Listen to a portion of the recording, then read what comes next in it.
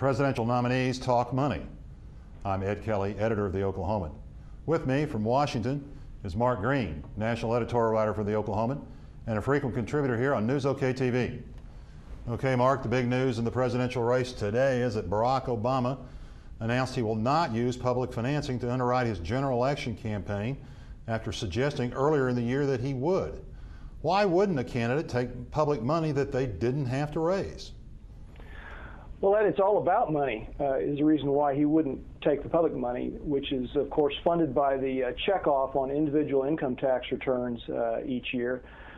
This year, Senator John McCain, the Republican nominee, is going to get about $84 million to spend between the end of the conventions and Election Day from the public financing program. Senator Obama's people think he can raise on his own privately between $300 million Wow. For that same time period. So it's all about just the power of money and what his fundraising apparatus can do versus what he could get from the public financing program. What effect then do you think Obama's decision will have on the race this fall? Well, I think that in sheer numbers, it puts Senator McCain at a huge disadvantage. With that kind of money, in fact, I saw in one newspaper that there is another estimate that he could raise as much as Obama could raise as much as $500 million for the general election campaign. Right. It puts Obama with money in play in every state, any place that he wants to do it, whereas McCain with about $84 million is going to have to be much more selective about where he spends his money. So it puts him at a tremendous advantage over McCain.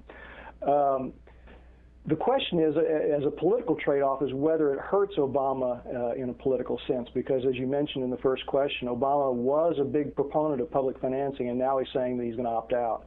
So the question is whether this is a big enough flip-flop that will actually damage Obama as a champion of clean government, as a champion of public financing program, whether he can go forward after having done this. Okay.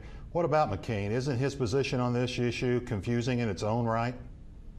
Well, it is, because McCain has kind of been in and out of the public financing program. Back when his primary campaign was really struggling, he wanted in the program because he was having trouble raising money.